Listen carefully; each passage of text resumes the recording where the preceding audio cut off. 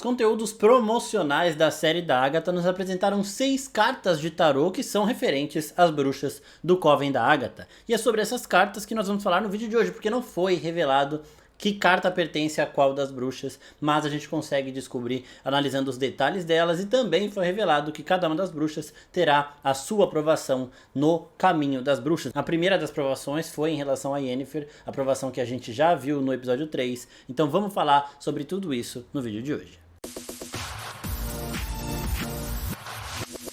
E aí, seus geeks, tudo certo? Eu sou o Marcos Veloso e hoje é dia da gente analisar as cartas de tarô que foram lançadas antes do lançamento da série da Agatha, porque essas cartas podem nos dar dicas e nos mostrar algumas coisas que estão por vir nessa série. Todos esses conteúdos são muito enigmáticos, assim como a própria série que já vem pregando peças na gente desde o começo. Então vamos começar pela High Priestess, que é a suma sacerdote aí da parada, que é a carta da Yennefer. A Yennefer, uma das bruxas, a bruxa que mexe com as poções. Sempre bom a gente reforçar que cada uma das bruxas do Coven da Agatha, ela tem uma especialidade. Ela teve, né, ela foi responsável pela primeira das provações ali, então cada uma das provações vai ser temática a uma das bruxas. A primeira foi a dela, que tem essa grande referência a Big Little Lies, inclusive as produtoras da série já falaram sobre isso antes do lançamento da série também, e a gente viu ali as bruxas tendo que lidar com confiança uma na outra, todas elas tinham que beber aquele vinho e acreditar que ela, Yennefer, conseguiria criar a poção para que todas elas fossem salvas, uma confiando na outra para que só assim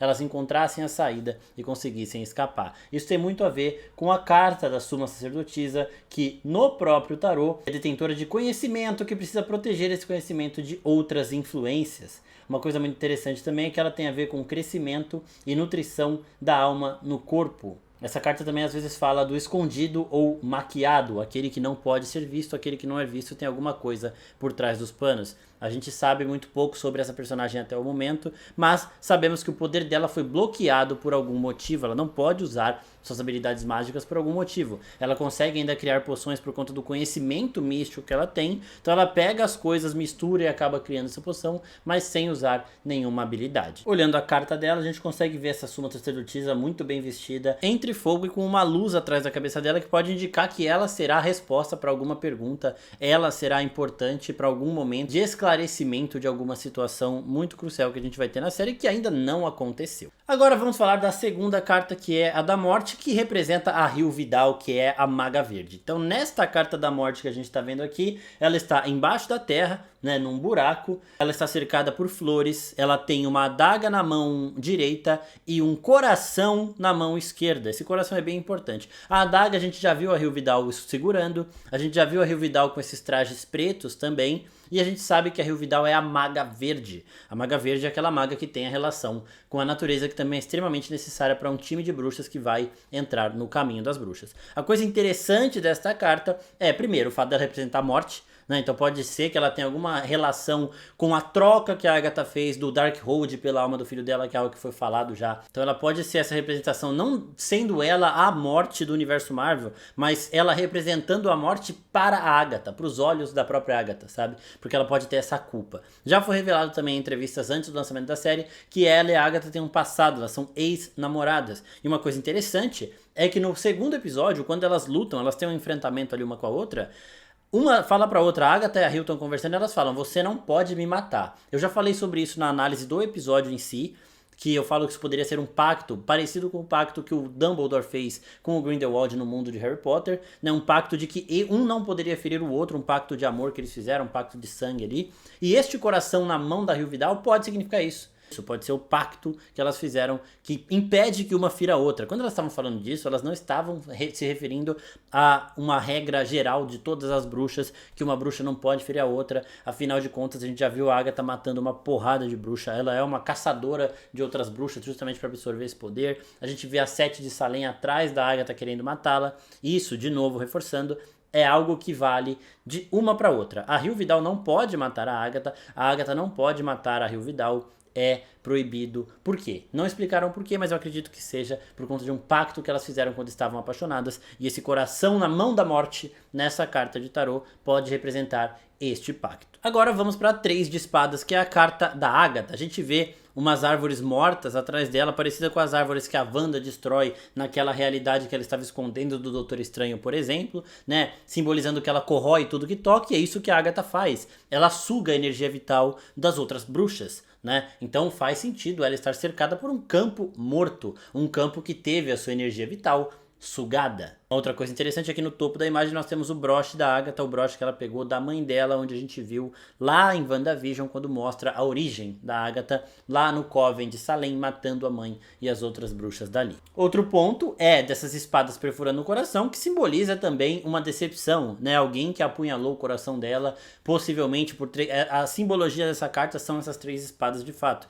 mas podemos ter aí 3 apunhaladas diferentes, uma talvez da Rio Vidal, a outra talvez de quando ela perdeu o filho, e a outra talvez da Wanda de quando ela foi derrotada. Não sabemos o que isso representa, mas representa sim o fato de que ela teve ali o seu coração, a sua confiança perfurada possivelmente 3 vezes. O vestido roxo e as pétalas roxas caídas no chão também são da cor primordial da Agatha. Ela inclusive na luta com a Rio Vidal ela fala: deixa eu recuperar o meu roxo para depois a gente se enfrentar de uma forma mais justa. Essa é a cor que representa a Agatha e essa é a carta dela. Essa carta ela simboliza dor emocional, separação e conflitos que a gente tá vendo muito na personagem. A gente não sabe ao certo o que aconteceu com o filho dela, mas toda hora que alguém cita sacrifício, troca pelo Darkhold, que alguém cita também o próprio filho dela, a gente vê a Agatha mudando de feição, né? Alguns momentos que citam coisas do passado dela, não gosta de lembrar, ela faz uma cara bem diferente da cara debochada que a gente está acostumado a ver, então também tem muito a ver com ela essa carta. E agora nós passamos para a Rainha de Copas, que é provavelmente em referência a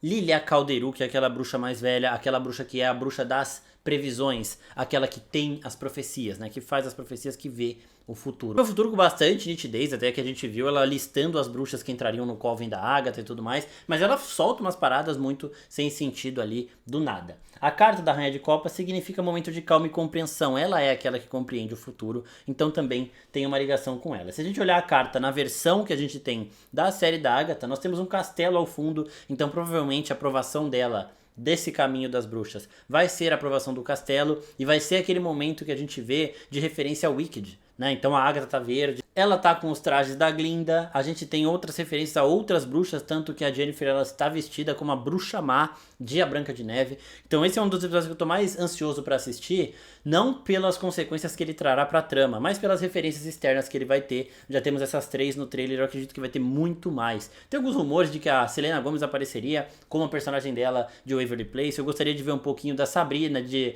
O Mundo Sombrio de Sabrina também aparecendo, e de várias bruxas da cultura pop aparecendo nessa série. Eu não sei o quanto os direitos autorais barrariam algumas participações, mas eu tô bem ansioso pra esse episódio, porque já deu pra ver que vai ter coisa aí. Já referenciaram o Wicked já mostrando isso no trailer, e esse provavelmente é o grande sonho de princesa dela, né? A gente vê nessa carta ela sentada em um castelo de fundo, talvez seja aquilo que ela sempre quis ter e nunca alcançou. Neste episódio 3, que a gente vê um pouco do passado dela, a gente vê que ela viveu numa época provavelmente de caça às bruxas, realmente. Ela tem esses trajes da Itália ali de 400 anos atrás, uns trajes que indicam um pouco de realeza. Pode ser que ela tenha perdido esse castelo dela com a caça às bruxas acontecendo e teve que fugir, e ela não se conforma de tudo isso, né? Então essa carta diz muito sobre a personagem, e eu estou muito ansioso para ver a aprovação dela, porque nós teremos muitas referências a bruxas da cultura pop. Estamos no mês do Halloween, então faz muito sentido também. Agora nós chegamos no 3 de ouros, que significa trabalho em equipe. A gente vê 3 pentagramas no topo dessa imagem, né? Inclusive quando a Agatha mostra a cartinha do Coven dela, a gente vê de novo esse símbolo de 3 pentagramas. E essa carta, na minha opinião, é a carta da Lorna, que é a bruxa de proteção. Então ela tem aqueles feitiços de barreira e tudo mais. E eu acredito que essa carta representa todas as bruxas do Coven, e ela como sendo o elo de ligação entre elas, aquela cola que vai manter todas unidas. A carta do 3 de ouros no tarô representa esse trabalho em equipe e um aprendizado em comum, né? Então acredito que essa personagem vai ser a personagem que vai, em algum momento onde as bruxas estão cada uma fazendo uma coisa, a gente já viu que elas têm objetivos separados, que elas ainda estão meio isoladas, cada uma indo por si ali.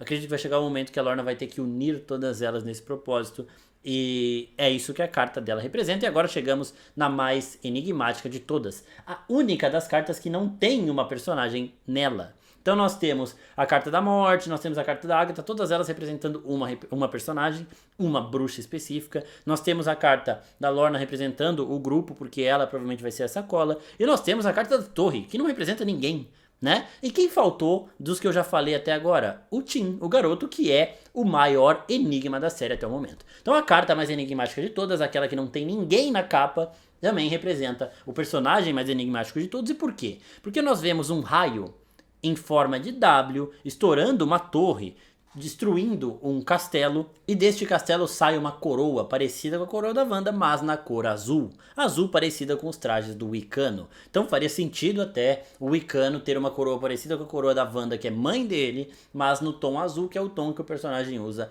nos quadrinhos. Esse raio batendo ali pode simbolizar o dia que a Wanda destruiu o Monte Wundagore, que possivelmente foi o dia que acabou travando os poderes do Tim, ou diminuindo esses poderes, ou colocando ele nessa realidade alternativa que ele acha que vive, nessa ilusão. Assim como a Agatha estava em uma ilusão, eu acredito que o Tim também esteja. Então quando ele fala do pai e da mãe dele, eu acho que se alguém perguntar de fato o nome do pai dele, por exemplo, ele não vai saber, né? Porque são aquelas memórias falsas implementadas que você acredita que teve uma vida no passado, mas quando você para lembrar de momentos individuais, você para lembrar de situações mais específicas, você não consegue, que é o que aconteceu com a Wanda e o Visão no primeiro episódio de WandaVision, quando o Sr. Hart pergunta pra eles como vocês se conheceram. Eles fazem uma cara de, vamos falar como a gente se conheceu. Aí quando eles começam a pensar, eles veem que não lembram como eles se conheceram.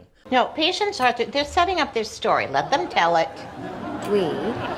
Our story. Eu acredito que isso pode estar acontecendo também com o Tim. Então o teto dele, o teto de vidro dele ali quebrou no dia que a Wanda derrubou o Monte Wundagore. Eu não acredito que ele é Wicano, pelo menos eu não gostaria dessa possibilidade. Eu gosto mais da teoria que eu trouxe aqui pro canal, de que ele é o Tom. Eu já expliquei essa teoria no vídeo de análise do episódio 1, que tá aqui em cima, depois assistam lá, que ela tá bem legal também. E a carta da torre no tarô, ela pode ajudar a entender melhor as mudanças da nossa vida. Então pode ser realmente que a vida dele tenha mudado de uma hora para outra, de Billy Kaplan para Billy Maximoff, por exemplo. A torre pode representar o momento, a hora da reviravolta, uma hora que você vai dar uma virada tão grande na sua vida que vai surpreender todo mundo. Então a carta da torre, ela representa meio que um chamado à grandeza em algumas leituras, e provavelmente é isso que está acontecendo aqui. Quando for revelada a real natureza do garoto, vai surpreender a todos com o poder absurdo que ele pode ter. Isso também corrobora um pouquinho com a minha teoria do Tom, mas ela reforça também a teoria do Wicano, justamente por conta da coroa azul, principalmente, né? O W da Wanda pode representar o próprio Tom mesmo, porque o Tom era um rei das trevas, ele que escreveu o Darkhold foi destruído, a torre dele, o Monte Wundagore foi destruída, é a torre dele, né? Isso aqui é uma carta de torre que não mostra quem é a pessoa por trás dela. Então realmente essa carta tanto reforça a possibilidade de ser o Wicano, quanto reforça a possibilidade de ser também o Tom, porque a vida dele mudou drasticamente no momento em que a Wanda destruiu a torre que pode ser o Monte Wundagore. Então este W da Wanda também faria sentido se a gente lesse por este lado, o lado do Tom. E o restante da carta eu acredito que não tenha mais grandes referências da série, porque ela é bem parecida com a carta da torre realmente do tarô. Mas a gente vê esses dois seres vestidos de preto caindo, que podem também simbolizar aquelas criaturas que estavam dentro do Monte Wundagore quando a Wanda destruiu aquilo tudo. Eu começo a achar ainda mais que nós temos sim o potencial para ser o Tom. Aí vem você e fala, mas saiu um vazamento de Funko aí de que ele é o Wicano. Mas o trailer já mostrou ele usando poderes azuis do Wicano, gente. Vou falar mais uma vez. Estamos lidando com uma série de bruxas que estão pregando peças na gente a todo momento. Se fosse tão óbvio assim que fosse o Wicano, no meu ver não faria sentido eles ficarem escondendo isso toda hora. Primeiro ponto. Segundo ponto, eu já expliquei por que o Tom estaria enfraquecido e tudo mais, por que ele teria interesse na Agatha e por que ele usaria essa capa de criança, adolescente, para deixar a Agatha mais confortável perto dele, para deixar a Agatha menos desconfiada perto dele, né? Esse adolescente, inclusive, que lembra em alguns momentos o filho da Agatha, a gente percebe isso pelas reações que ela tem quando o assunto é ele, né? E temos outra coisa também. Ter mostrado ele usando poderes do Wicano, ter um Funko do Wicano não quer dizer nada, porque em WandaVision nós tivemos um Funko do Pietro sendo vendido. Pietro Maximoff, o Mercúrio. E nós tivemos o Mercúrio na série ou nós tivemos um personagem que chegou como Mercúrio, mas era na verdade uma enganação? Hã? Long lost bro get to squeeze his stinking sister to death or what? Então, nós tivemos isso na série, inclusive com a Wanda falando que ele era Pietro, o irmão dela, né? E depois a gente foi descobrir que era o quê? Uma peça que a Agatha estava pregando. Então, aqui nós poderemos sim ter alguém que está fingindo ser o filho da Wanda, ser um filho da Agatha, mas que no fundo é outra pessoa. Alguém ainda mais traiçoeiro do que a própria Agatha, o demônio conhecido por ter escrito o Darkhold, o livro dos condenados. Então, este é uma criatura que perdeu os seus poderes no dia que a Wanda destruiu o Monte Mundagor e agora busca chegar ao final do caminho das bruxas atrás de quê? De recuperar esse poder. No primeiro episódio o garoto explica, né? No segundo episódio o garoto explica quais são as motivações dele, o que ele quer no caminho das bruxas. E ele fala que ele quer mais poder, que conhecimento ele tem muito. E sim, o Tom tem todo o conhecimento do mundo, só que agora, nesse momento, ele não tem mais poder. É basicamente a mesma coisa que acontece com a Jennifer aqui nessa série. Ela tem o conhecimento para criar as poções, mesmo com os poderes dela bloqueados. O Tim, ele tem o conhecimento para quebrar um feitiço, um encantamento da Feiticeira Escarlate, mas os poderes dele estão bloqueados e é isso que ele quer fazer no final do Caminho das Bruxas, desbloquear esse poder. Foi atrás da Agatha porque a Agatha é uma bruxa que já completou o caminho antes e pode ajudá-lo nessa empreitada, inclusive ainda mais agora que ele está enfraquecido. Então, realmente essa carta do tarô da torre, ela reforça a minha teoria de que este garoto não é o Billy Maximoff, não é o Icano, não é ninguém dessa galera, nem o Nicholas Scratch, ele é na verdade o Tom assumindo uma forma inofensiva para a Agatha. Eu espero que vocês tenham gostado desse vídeo, se gostou se inscreve no canal, curte aqui e até a próxima. Tchau, tchau!